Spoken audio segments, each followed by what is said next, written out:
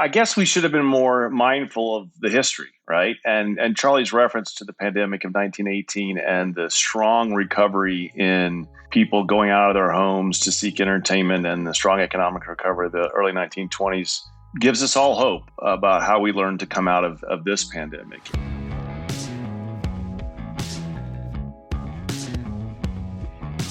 This is the Box Office Podcast, and it is Monday, August 23rd, the first day of CinemaCon.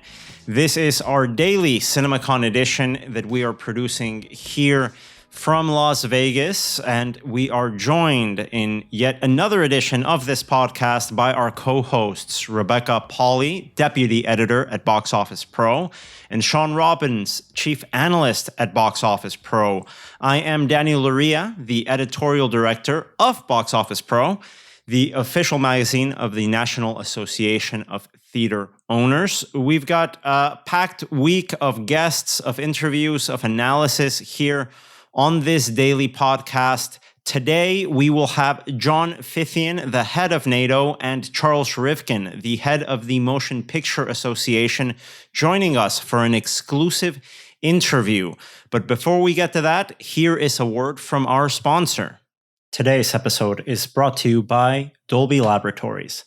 Elevate your cinema offering with Dolby. Dolby boasts a diverse portfolio of products for every auditorium need. From Dolby Cinema, Dolby's pinnacle movie-going experience, to Dolby Atmos, their premium immersive audio offering, to auditorium packages tailored for any size theater and everything in between. Dolby also offers a full range of audio, imaging, accessibility, and content management solutions designed to give audiences a best-in-class cinema experience. Discover the Dolby difference. Learn more at professional.dolby.com/cinema. Rebecca, Sean, it's great to see you guys in person, but here's the asterisk. We're not in person just yet. We're actually recording this days before the event while we're getting our luggage ready. We're packing our bags, getting everything all set up. Of course, this episode is coming out Monday morning, so it would be impossible to get this done live from Las Vegas today. We will do so in the coming weeks' episodes. I guess let's just start with how you guys are feeling as we are about to get into the first in-person convention since October 2019, since Show East 2019. This is the first major exhibition convention. Guys, we'll go over the schedule in a little bit, but how are you feeling so far?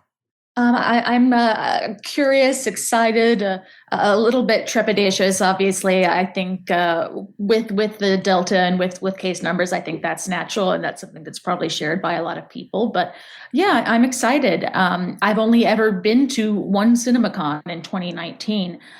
So I'm finally going to be able to see and talk to some of the people who I've been speaking to virtually over the last year. What I'm really hoping for, and what I think is fair to say I anticipate, is a celebration of exhibition that is more forward-looking than looking back and all the, frankly, all the trauma that this industry has been through over the last year. I'm really hopeful that we're going to have optimistic, almost rallying of the industry in person for the first time in so long. So I'm very much looking forward to that, even if I'm not looking forward to Vegas heat, but who is? I would second all of that. You know, it's going to be a very unusual convention by any measure, especially for CinemaCon. There will be a lot fewer people there, so that's going to be a little bit of a different experience. But yeah, I like what you said about this being a celebration and kind of an optimistic look ahead. And then also, you know, who knows what kind of announcements will come out of this. This is probably an opportunity for studios to make any changes they might want to make from the fall. I don't like having to say that, but it's an atmosphere where they're in direct contact with theater owners, and it's probably going to be the most amicable way if there is any big delay. Hopefully there's not. Hopefully it's just small moves of big films, but beyond what studios are doing, this is really exhibition's time to get together for the first time in quite a long time. So I think the takeaways from this week will be quite interesting to talk about. How about you, Daniel? What are you looking forward to this week? Oh my God, I'm looking forward to quite a bit. I think the best way to go about it is just go day by day on the schedule we have ahead. So this podcast is being released here first thing in the morning in Las Vegas. So we're going to go over the schedule with you guys each day during this podcast. Today on Monday, the events start at 1:30 p.m. at the Turin Room on the Promenade level, where there's going to be an executive roundtable. This is actually, guys, one of the panels I'm looking forward to the most this week. The title of that panel, Globally Speaking, a look at the international market, moderated by Nancy Tartaglione, the international box office editor over at Deadline. And it's a great series of panelists. We've got Mookie Greidinger, the CEO of Cineworld, Veronica Kwan Vanderberg, the president of distribution at Universal Pictures International, Alejandro Ramirez Magaña, the CEO of Cinépolis, and Mark Vayan, the president of international theatrical distribution at Paramount, really speaking and really setting the tone, I think, for an entire week where we can get this exchange of ideas between industry leaders. I really like that this panel is very internationally focused. And for our listeners that want to see this panel but can't make it to CinemaCon, we're actually going to have it available exclusively to us at a special live session on Thursday morning, starting at 7 a.m. Pacific time this Thursday. You can register through our homepage, boxofficepro.com. On the top left-hand corner, you'll see a button that says Live Sessions. We will have a recording of today's panel at CinemaCon available to you on that Thursday morning. And we'll also have Sean, Rebecca, and myself on site live to tell you about our latest analysis of the event. Moving on with the schedule today from 3 to 4 p.m., we've got, one of these speaking engagements that I know Matt and Mitch, the organizers, the producers of the event, like to bring in. They always like to bring in these perspectives from outside the industry. Rebecca, I know it's something that you always like to look into in your editorial approach here in the magazine and the publication. What lessons can we learn from other out-of-home entertainment destinations, right? So we've got Jeff Henderson, the celebrity chef and best-selling author, joining us at the Palace Ballrooms from 3 to 4 p.m. today on Monday, followed by Valerie Alexander, the CEO of Goalkeeper, talking about workforce happiness and how those internal operations priorities can really help these institutions bounce back. She'll be following up from 4 p.m. to 5 p.m. at the Palace Ballrooms. And then I think this is the first big topic of conversation we should open up amongst ourselves from 6 to 9 p.m. at the Coliseum. Finally, it's really felt like forever. The big screen is back, the opening night presentation from Sony Pictures Entertainment. Sean, let's start with you. What are you hoping to learn from Sony in this opening night presentation? Well, I think, as I kind of alluded to, one of the big questions will be how much of their own release calendar remains in place. They have long been a studio that we've really kind of looked at as being one of the first out of the gate amid this recovery process to have a lot of big films. Venom will be out now in October, Ghostbusters in November, and of course, I think probably the one a lot of people are really looking forward to hearing about will be the Spider-Man film. Rumors are, this is unconfirmed, we don't know if it'll happen, but there's a potential that there will be a first trailer for that released at some point very soon, hopefully during CinemaCon. With Shang-Chi about to release around Labor Day, it just makes sense for Sony and Marvel Studios to start marketing that film. That's presuming it's going to remain in December where it's dated. But I think in general, we might also start to get an idea of what their 2022 slate looks like and how that's really coming together. So as the first studio to really be presenting at CinemaCon, I think that's an important stage for Sony to be on, especially with how dedicated they have been to the theatrical window up to this point. Not to say that other studios aren't really committed to theatrical, but Sony in particular has really stood out in terms of delaying until they can get their films in theaters. So I'm really looking forward to what they have to say about everything that's going on right now.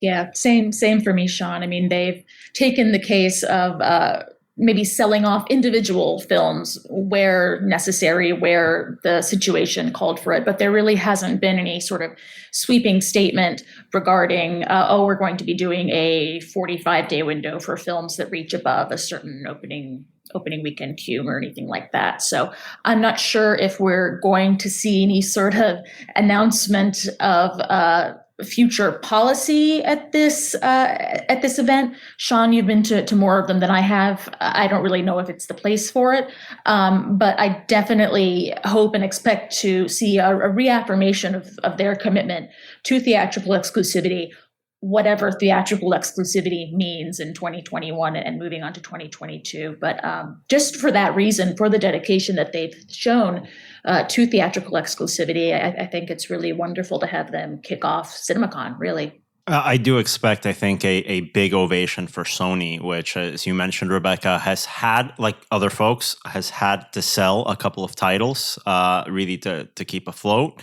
but has committed all of their titles to a theatrically exclusive window. I think it's going to be a very important opening at night presentation, and it's great to see Sony taking that spot. My biggest question mark from the event, and I think this is going to be a question mark that I have for all of these presentations, is I think the question we've been asking ourselves since Tenet and Mulan were starting to get moved last summer.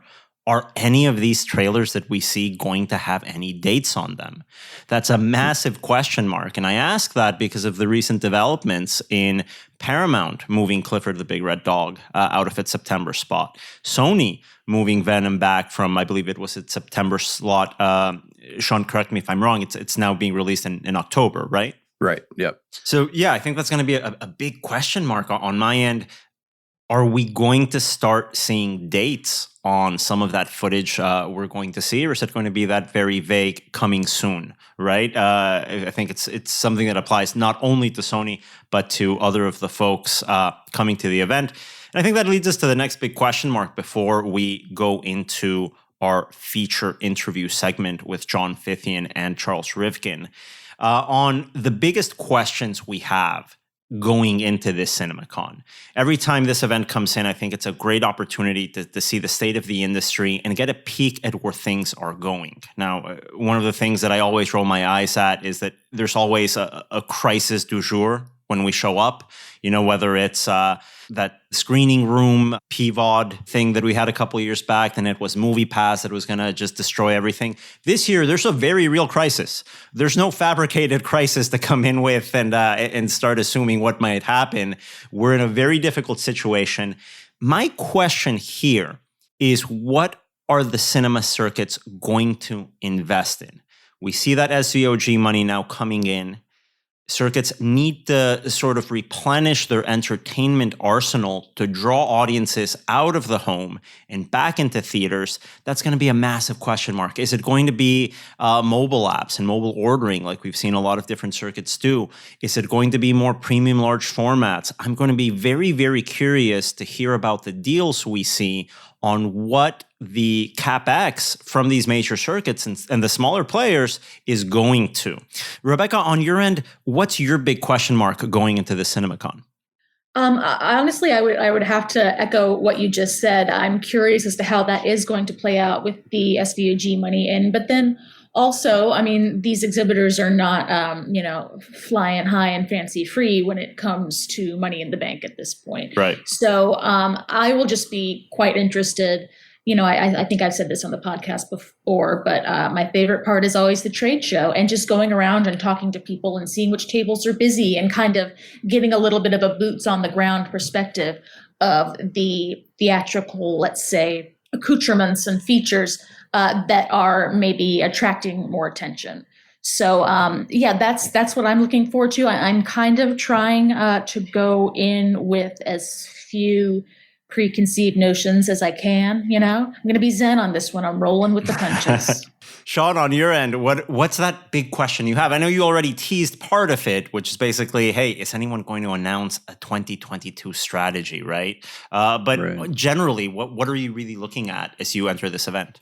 For me, it's really getting a gauge on what movies are coming out. I mean, that's really the simplest way to put it. That's kind of what these studio presentations always typically have been for CinemaCon, but this year is as important as there has ever been, because theater owners especially are now wondering, as we slowly march through this long recovery that will very clearly last through the end of the year and probably well into next year, what kind of content will be available to us? We've had a tease of it throughout this summer with occasional blockbusters, but now we're getting into that calendar of more consistency, presuming no changes to the release schedule. So it's really a matter of getting a firm grasp on the quality of films, or at least the quality of the marketing of the films, which is really half of the success of blockbuster movies these days. And really, that's typically these studios give us a look at those movies roughly 8 to 12 months out at CinemaCon. And occasionally you'll get a special little announcement for a film that may be even further out. It's hard to say if that will happen this year, given everything going on. But I think those are kind of the high level examples of what usually has happened and might hopefully happen again this year. Something I'm curious about too is, Sean, like you mentioned, we may see dates on some of these trailers. We may not see dates on some of these trailers. And obviously, marketing for any film over the last year and a half has been just a crazy situation where you see these studios not wanting to put a ton of money, a ton of effort into marketing a title that may move. So I'm curious to see if some of these studios take CinemaCon as maybe a kickoff point almost for a more robust marketing campaign for some of these films that are coming out on the sooner side. And guys, we've been talking about the same movies for almost 2 years now. How long has it been that we've been talking about No Time to Die, about the second Top Gun movie? I'm excited to just hear about new movies and like Sean says, see what's out there and get an idea of the slate that's coming up. It's not that I feel like we've been talking about it. We have been talking about these movies since CinemaCon 2019.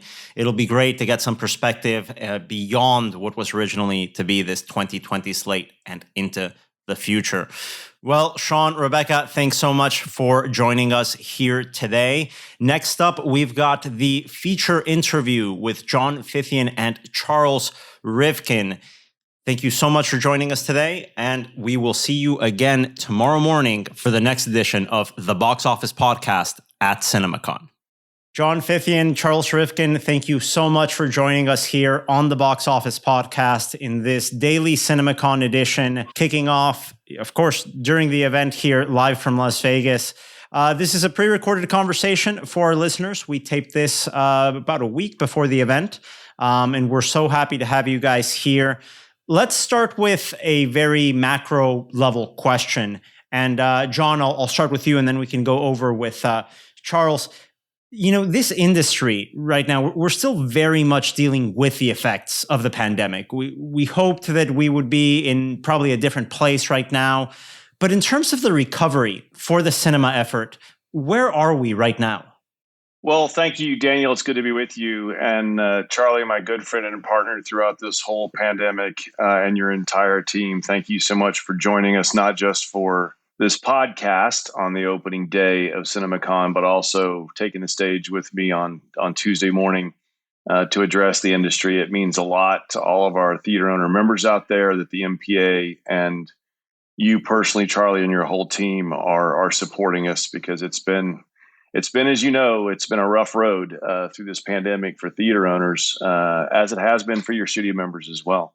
And so just, thank you for being with us. In terms, Dan, of where we are, I think we're like almost to halftime in the recovery, but certainly not much farther than that. We had hoped to be further along by this point in 2021. But there are some good signs, right? And we've had some big movies start to do very, very well, even given the challenging times.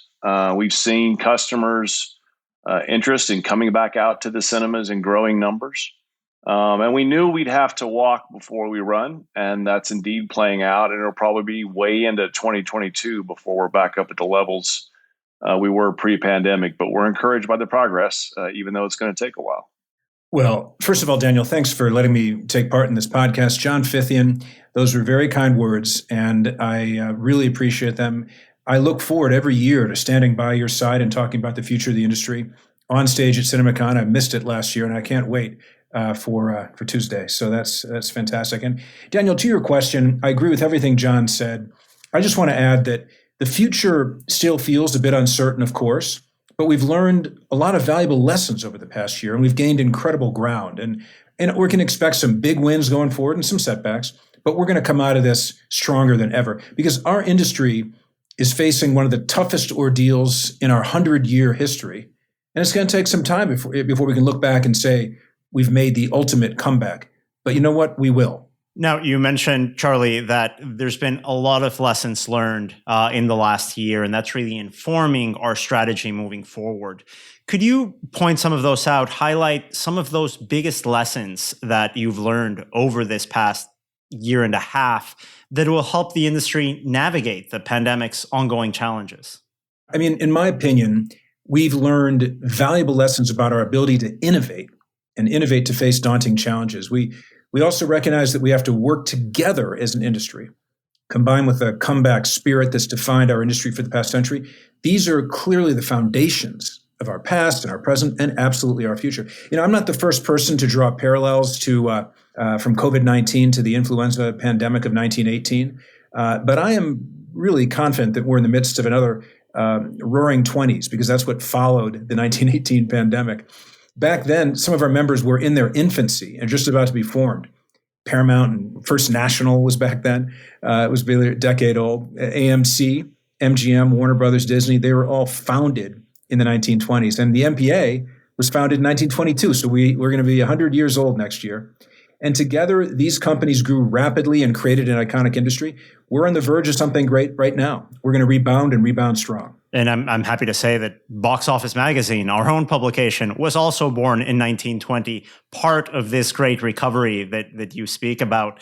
On your end, John, what are some of those biggest lessons that NATO has learned over the past year and a half that equip you for the next challenges ahead? Yeah, so I guess we should have been more mindful of the history, right? And Charlie's reference to the pandemic of 1918 and the strong recovery in people going out of their homes to seek entertainment and the strong economic recovery of the early 1920s gives us all hope about how we learned to come out of this pandemic. And we've learned so many things, right? We've learned to expect the unexpected, to be prepared for the unexpected, to be flexible with how we operate. But most importantly, I think we've learned to work together as an industry. And I give the studios and Charlie great credit here. They've been with us side by side in every part of the relief process and the recovery process of our industry.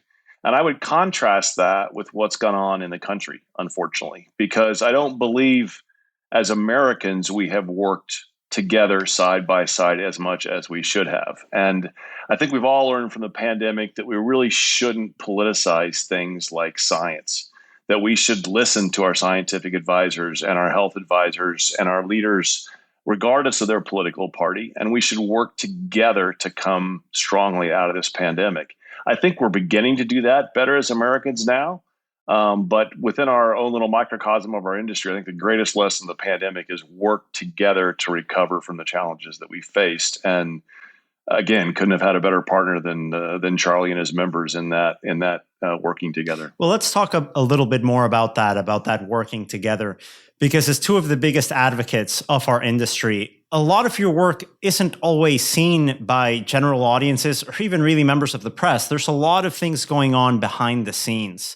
What were some of those things that you pushed for out of the public eye that helped keep our industry afloat and, you know, the people that work in this industry to continue collecting paychecks over that last year? Well, there were so many elements of the partnership during the pandemic that it's hard to pick out just a few, but I'll give it my best, right? I think the first one I would cite is how to operate safely coming out of a pandemic. And that's both in terms of how you produce movies, Charlie's members' jobs, and how you exhibit movies, our members' jobs. And we collaborated very closely on this. In fact, we consulted with some of the same epidemiologists. We shared ideas about how to develop safety protocols. Charlie's team got the studios back up and running with careful production protocols, and we got exhibitors back up and running with protocols in the cinema called CinemaSafe. And so that partnership during the pandemic was essential. We also tremendously appreciate the support of our studio partners and indeed the entire creative community as they helped us seek relief.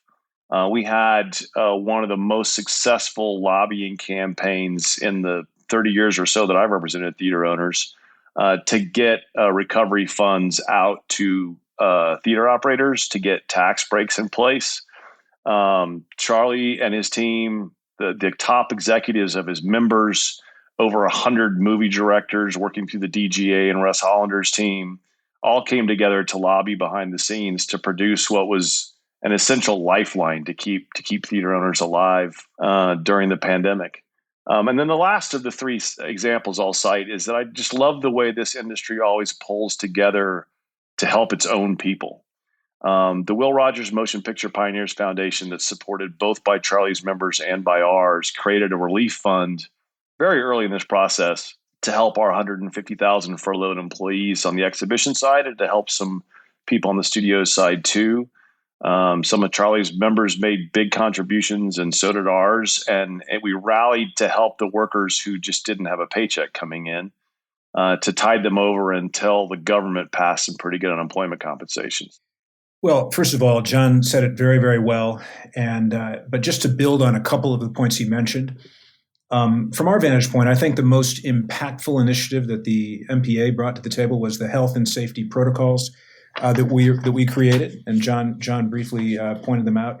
It was done in the early days of the pandemic in 2020, and it was a collaboration between the studios, the unions, the guilds, public health experts, and made it safe for hundreds of thousands of production workers in the United States and allowed them to come back to work.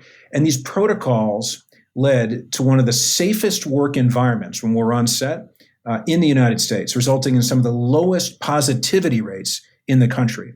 And that took a tremendous amount of effort and a lot of coordination, and we're proud of the result. You know, there are a lot of things we advocate for that make our industry as great as it is, from protecting free speech and rights of creators to securing strong copyright protections so that they can profit from their creative works. And these things aren't really public. We do this every day. They're not something everybody necessarily knows about. But last year mandated that we do even more. We do all of that and even more. And as John mentioned, together we knocked on every door that mattered, from Capitol Hill to state houses. I personally called 28 of the nation's 50 governors to make my case. We advocated for liquidity, for PPP loans and grants, the expansion of unemployment insurance, and also ensuring that cinemas were included in the Save Our Stages Act that John mentioned. The NATO team and the MPA team worked very closely together to make sure that we made that happen. Now, messaging, as you guys mentioned, is such an important part of this. And you've had to also balance a very delicate task, not only messaging with the relevant political authorities and representatives, but also messaging with audiences, right? And there's the science and there's the perception of a return to cinemas. And that's such a sensitive and challenging task during this period. Could you go into your strategy and approach in that communication through efforts like CinemaSafe and joint campaigns like The Big Screen is Back? And can we expect to see more of these collaborations in the coming months? Messaging is always important, and it's always a collaborative process between the producers and distributors of movies and those of us that exhibit them, right? But careful messaging became all the more profoundly important during, and it will be as we continue to come out of the pandemic. Messaging the safety protocols was very important. And again, the MPA and NATO worked together on that with our epidemiologists, developing the right protocols so that we could then publicize CinemaSafe. And many of Charlie's member companies stepped up to the plate by emphasizing those protocols in their own promotional efforts. And so letting the consumer know that it was safe and time to come back out to the cinemas was an important part. But you can't get people back out to cinemas unless you also have the right product, right? So partnering together on the Big Screen is Back campaign was also quite important and quite rewarding. And Charlie's team at the MPA and we at NATO were joined by some leaders at CAA, one of the biggest talent agencies in Los Angeles, in putting together a campaign about the big screen being back, about movies coming back to cinemas, about what some of those movie brands were. We launched it in Los Angeles. We've had some pretty good play off of that campaign. It will be a theme again at CinemaCon. And so messaging of both the safety of coming back to the cinemas and also the fact that the movies are coming back to cinemas has been essential. We're not done yet. Obviously, the Delta variant has created kind of a new wrinkle in consumer attitudes about safety and seeing movies in cinemas. And so, the messaging challenges continue as we, like I said, are at halftime in this recovery process. But we've worked very closely together on this as we have so many other aspects of the pandemic. NATO did a tremendous amount here to really show the truth, to show that it is safe to go back inside a theater. We did our best as well. Our individual member studios, as John pointed out, did PSAs and tried to get the point across. We're grateful to the Hollywood stars, the Tom Cruise and Arnold Schwarzenegger and others, who showed their love of the movie by showing up and reminding people what it's like to sit in that audience and experience the unforgettable experience of today and our childhood. But, when it comes to return to cinemas, return to production, return to our business generally, there is only one mantra, and John said it, which is that we're all in this together. And that includes the MPA, NATO, the studios, the theater owners, the unions, guilds, independent filmmakers. It's got to be all of us. We laid the groundwork. We created a safe environment for workers and audiences through CinemaSafe, like John mentioned. And we're showing audiences they can feel as comfortable returning to the cinema as any other activity, through the Big Screen is Back campaign, which I'm very proud of. John pointed out that was done with the enormous help of Brian Lourd and CAA and others in Hollywood. I think the worst is behind us. I really do. It's clear the pandemic isn't over, but until that time comes, you're going to see more and more collaborations between all of us, the entire industry. Well, you mentioned that importance of working together, Charlie. Could you highlight some of those examples where exhibition and distribution have worked together in initiatives that have really helped the industry move forward over the past year and a half? Well, we discussed one of my favorite collaborations. I mean, is there anything better than Arnold Schwarzenegger, the Terminator himself, declaring the big screen is back to a rousing audience who then chanted it over and over again? The Big Screen is Back campaign was such an incredible moment because we could again feel the excitement of being in a theater, waiting to see the great stories told on the big screen and highlight the 1.6 million or so jobs that our industry supports. We're about to start one of my favorite collaborations, which is CinemaCon. You mentioned it at the top of your show, and NATO puts on here the show that NATO puts on every year is simply unmatched. It's always extraordinary. I'm looking forward to seeing everybody again in person. I'm looking forward to meeting the exhibitors, seeing the studio programs, and of course, giving the address on Tuesday about the state of the industry. But that's a perfect example of the collaboration. You'll hear a lot more about that collaboration when you hear John and my speech on Tuesday. So Charlie described some of the bigger programs quite aptly, and so what I think I'd like to do is maybe use a unknown anecdote or two to talk about the collaboration. And one pops into my mind in that New York City had us closed for a really long time, right? And so did Los Angeles. And we developed these safety campaigns together. We messaged them together. As Charlie said, he was on the phone with governors. We were doing our lobbying about the safe return of both movie production and exhibition. And yet we just couldn't get New York City open. And we had the protocols in place. We demonstrated the safety of it. And what finally worked is a phone call with a bunch of the governor's lead people and the mayor's lead people that included, and I'm not going to name names, of course, but included one of Charlie's company's CEOs, included the CEO of a major talent agency, included a representative of exhibition, and included some local theater people in New York. And they described together the importance of coming back to the cinemas, as we come out of this pandemic. They described the need of people to be able to get out of their homes and experience a shared experience in front of the big screen. We described the health protocols.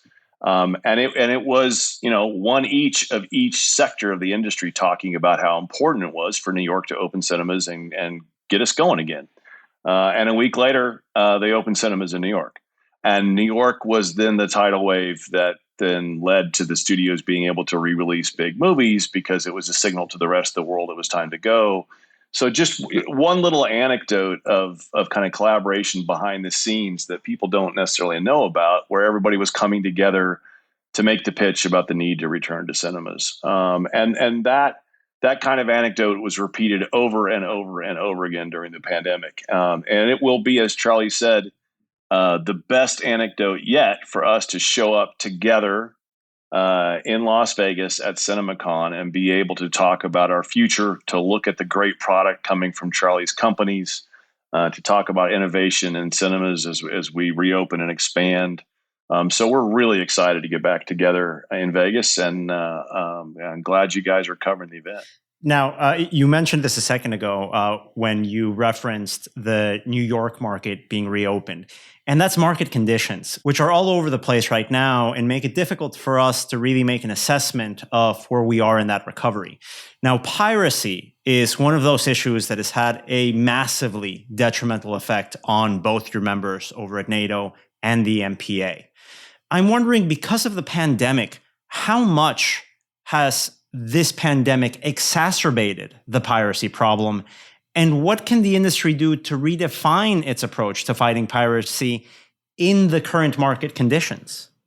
Well, Daniel, that's a great point. And look, we are absolutely committed. It's one of my core priorities to reducing piracy and protecting the legal marketplace for creative content. Piracy really harms our economy. I mean, it's cost the U.S. economy about 230,000 jobs each year and about $30 billion. It hurts creators. It hurts audiences. I mean, visiting a piracy website, by the way, puts people at an increased risk of malware, which can lead to identity theft and financial theft. By the way, a Carnegie study just came out showing that when a pirate steals a movie pre-release, it results in a 19% decrease in box office. So you can see where NATO and MPA's interests are combined, or common anyways. And that's why in 2017, we formed something called the Alliance for Creativity and Entertainment. We call it ACE. And it's grown into literally the leading global coalition dedicated to reducing piracy and protecting the legal marketplace for creative content. I mean, over the last year and a half, like you pointed out, there are more people at home watching content than ever before. Which is obviously leads to an increase in piracy. And here's a little known fact. In 2020, there were 137.2 billion visits to piracy websites around the world. Think about that number. So the only way we can fight piracy is kind of an all of the above approach. That means civil litigation, knock-in talks, working with law enforcement, and a lot more. I mean, we know that the industry's recovery requires us, everybody, all of us together, to address piracy. And we've made tremendous progress. I'm very proud of it. Our current coalition that I mentioned, ACE, has the 6 Motion Picture Association members: Disney, Warner, NBC Universal, Sony, Paramount, and Netflix. But I also brought on board Amazon and Apple. The 8 of these 8 companies, the most powerful studios in the world, are the core, the governing board of ACE. And then all in, there's 35 members that span the globe. And it's an endless fight, but I think we're doing a good job. John, obviously, piracy is something that's obviously extremely detrimental for theater owners, not only here in the US, but around the world. With the current market conditions the way they are, do you think it's important to redefine our approach to piracy, or what has been that impact of that threat so far to the business? Well, I don't think it's a matter of redefining our approach. It's just rededicating ourselves to the cause. And Charlie and the MPA have been the lead warriors in the fight against piracy for many, many years. And the coalition that he just described, I think, is the most significant gathering of content producers to fight this battle ever. And it's having a great impact as we tackle the scourge of piracy and the impact it's having on all of our businesses. We play a support role in the fight against piracy, right? We train and coordinate our members and our staff to try to defeat the recording of movies inside movie theaters.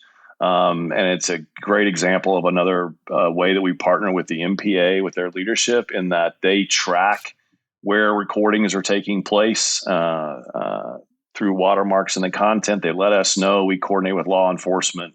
We track and try to stop and arrest the people that are stealing the content off of our screens. And that partnership has been going on for years, and it just gets more sophisticated every year.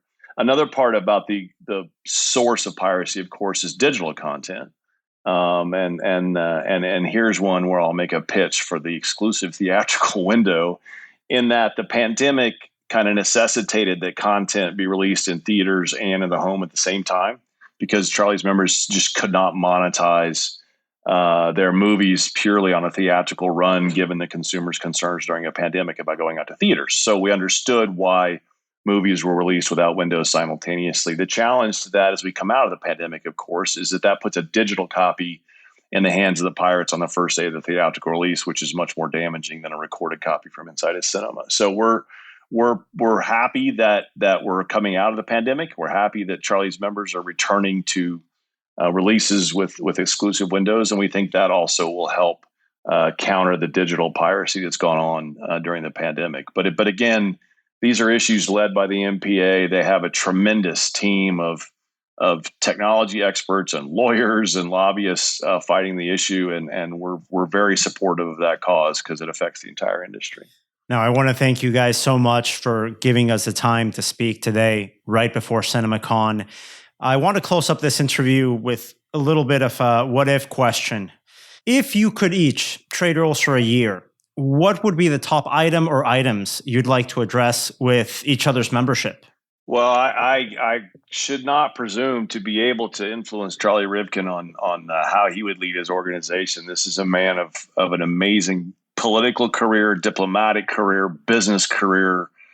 He knows our business because he was in it way back when as a CEO in the business, and now is just a tremendous leader of the industry. But I would, if I had to pick one thing, if I were in his shoes, I would do something that he is doing, which is to broaden the tent and to have more people involved in the causes of the MPA and the industry at large. He's done that in a couple of ways. He's done that by bringing in Netflix into the MPA. A lot of people think, well, NATO and exhibitors don't get along with Netflix. We don't. That's not the case. We are working more and more with Netflix every day. And I think by bringing them into the tent of the MPA, Charlie broadened the reach and the messaging about the content and the importance of movies. And I hope he gets Apple and Amazon and other companies like that into the MPA to join the many great causes that he's fighting on. But he also described the broader way he's brought people together, which is specifically around the issue of piracy. And so I would do something, if I were in his shoes, that he's doing, and that's focus on broadening the tent and bringing people together for these causes. Well, look, obviously it's a theoretical question, because I'm certain that there is no one better suited to running NATO than John Fithian. I don't know if your audience realizes this, but John has led this extraordinary organization, NATO, for 3 decades. For 30 years, he's been in a leadership role running that company. And the reason they've kept him in, and the reason he continues to excel, is that he's a diplomat, which is required. He is a fierce advocate for his industry. He's a tough negotiator. And he's also a really good person and a good friend. And I got to tell you that it's because we get along and trust each other and try to work towards a common goal that we have a better chance of solving problems for the industry at large. So, I guess I would answer the question in a highly theoretical way, since I don't want anybody to take John's job, even for a moment, to talk about it. But I too would do things that John is already started to do. I'd address what's already been discussed, which is finding new ways to grow and enhance the theatrical experience. We're in the golden age of content. We should all look for ways to lift up the entirety of that content across a variety of business models in a way that lifts up the industry for everybody. And that's what John and I are challenged with, and what we're working towards on a daily basis. Well, thank you so much for your time, John Fithian and Charlie Rivkin, here on the Box Office Podcast.